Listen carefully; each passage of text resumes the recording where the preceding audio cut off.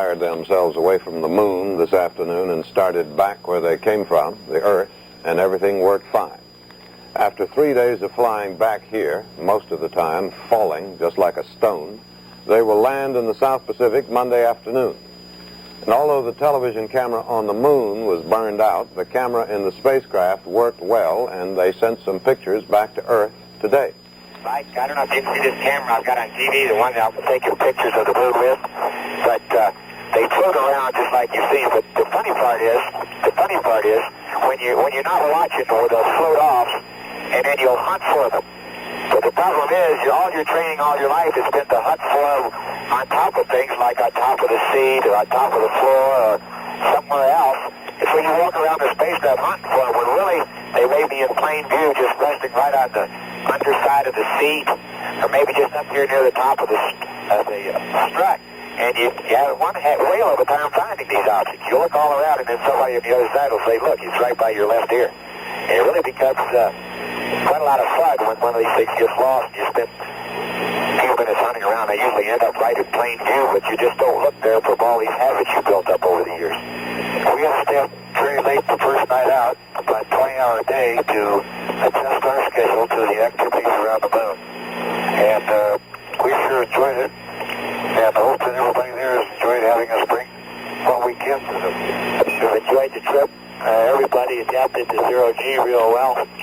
We enjoyed whistling in and out of the LEM, and after having flown 8 days in Gemini, it's a real pleasure riding around in this thing, being able to move around and have all the good food, hot water, and shave, and all those good things we couldn't do. We're kept the ship pretty spick and span, and we do have things all neatly stowed. I don't know if you can show them. Why don't you show them the surveyor bag? No, okay. Can't see it. Well, with that, I think we'll sign off, and we'll see you in about 3 days. After they were finished with the Intrepid, their moon landing ship, they fired it back toward the moon, where it crashed. Then, with the use of sensors they had planted on the moon, they learned something new and totally unexpected. When the empty spacecraft crashed, as they intended it to do, the moon quivered and shook for half an hour, a moonquake.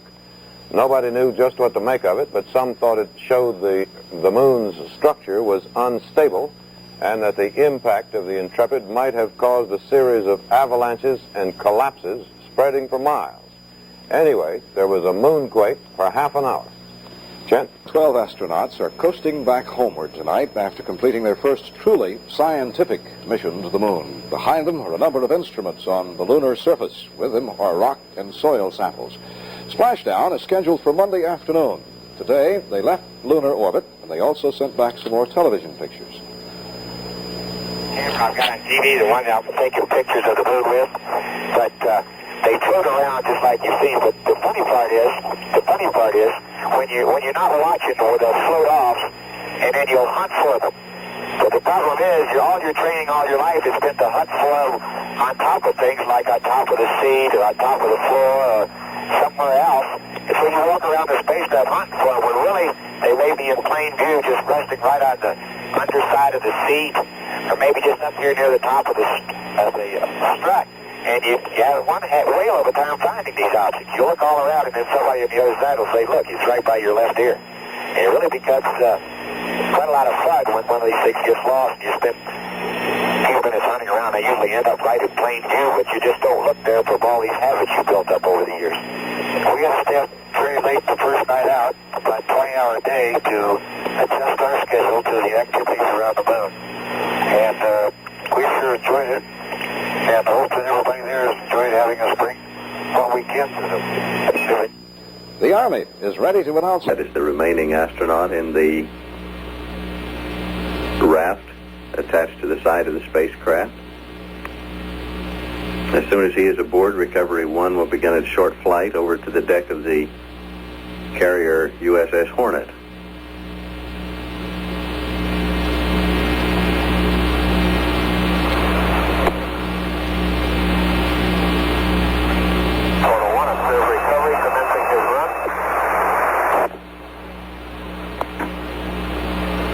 They've started to run with the basket.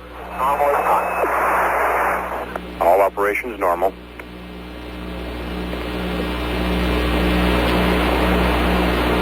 This squadron of helicopters is known as Helicopter Anti-Submarine Squadron 4. It was first commissioned in June of 1952, and during its active duty in the Tonkin Gulf, they rescued 24 airmen who had been downed, the largest number ever recorded by any anti-submarine warfare squadron. The net is down for pickup number 3.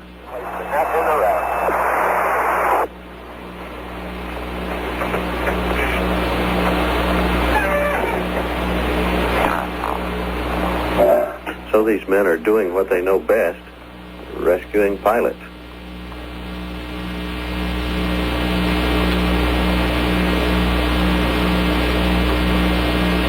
Two up, one to go at this point. The prime recovery ship, the Hornet, standing by very near. Should be just a matter of a few seconds flight from pickup of the third astronaut over to the deck. And the basket is almost down to the water's level for the pickup of the third astronaut.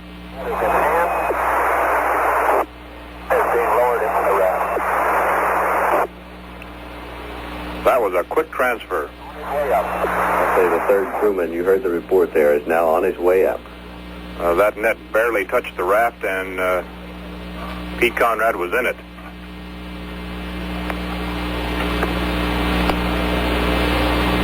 About halfway up at this point. 2/3 up.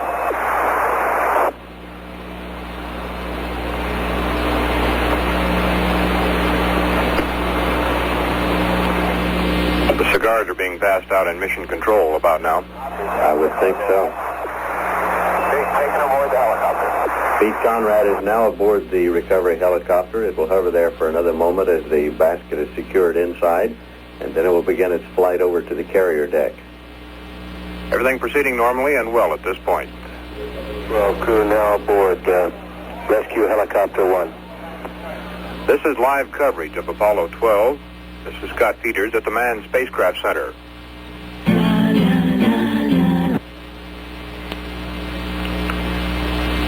The 3 Apollo 12 astronauts are on board the helicopter. They're on their way to the prime recovery ship.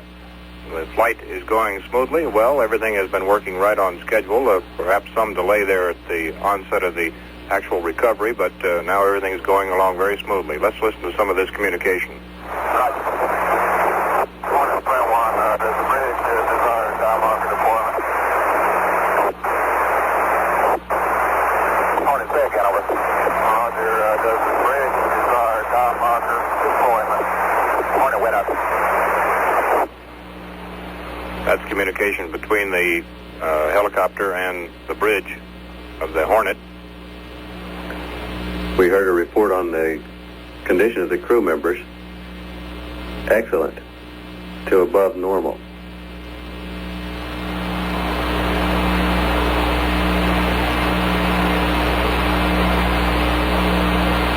Certainly that crew status report was a welcome transmission.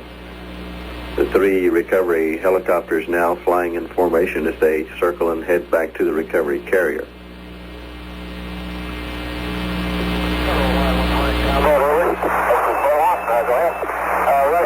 Would you like time marker deployment at scene, over?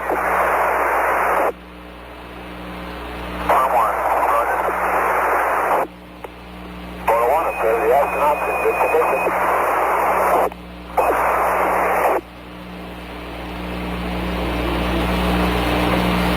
Within a matter of a minute or so now, at the most, I think, we should be on solid steel, the landing deck of the carrier, the Hornet.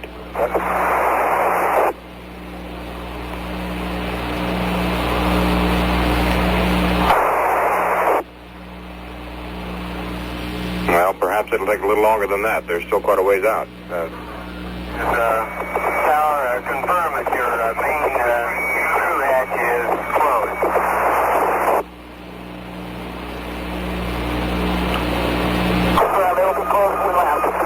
Just about 2 more minutes. It will be an hour since the spacecraft splashed down.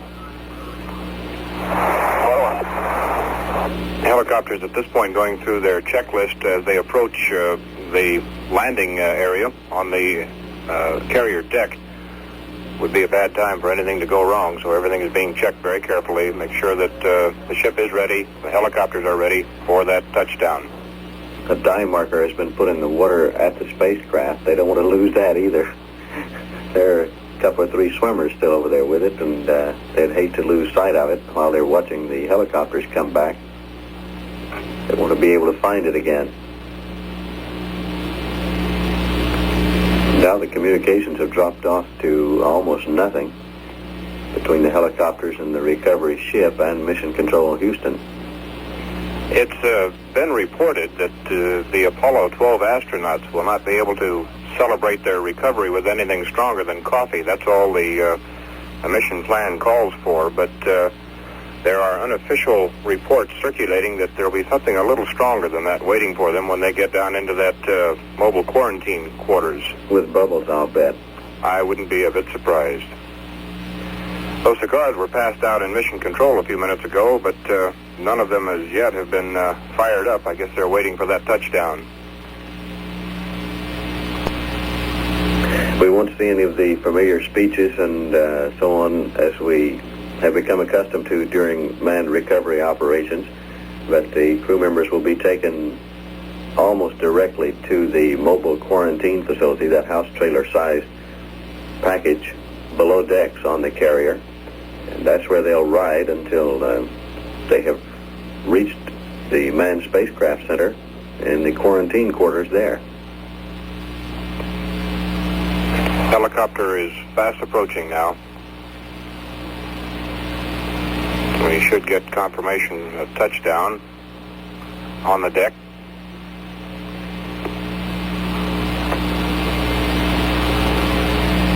I think they're waiting to make it exactly 1 hour, perhaps, since splashdown. They're just less than a minute away from 1 hour since splashdown right now. Hovering just a few feet off the carrier deck now, coming down very slow.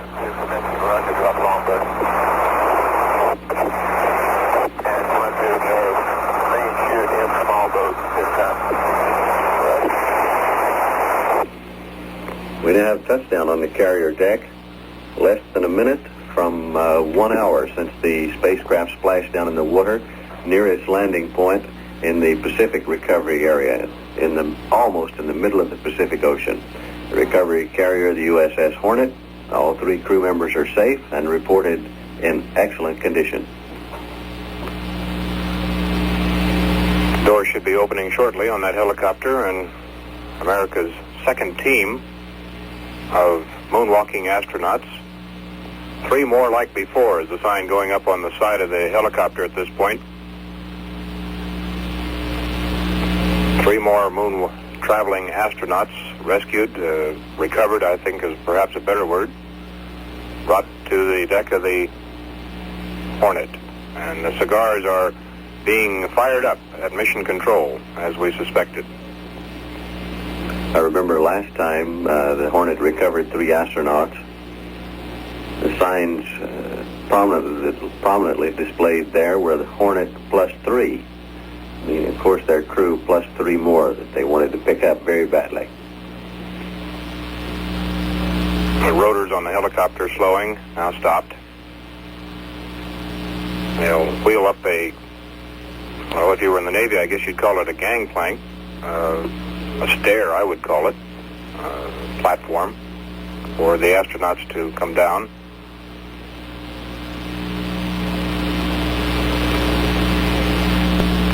Almost no communications at this point. Scott, I think on this one, what they're going to do is fold up the rotor blades of the helicopter and take it down below decks on an elevator. You're right. And then they will be unloaded down, I believe it's on the 2nd level down from the flight deck. You're right. I got carried away with past practices. It does get to be habit, doesn't it?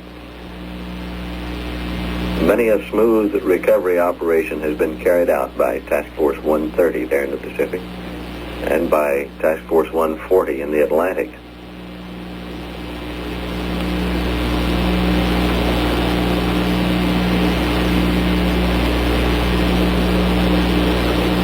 Scott, I think at this point we should pause 10 seconds, if that's all right with you, So we will pause 10 seconds for station identification.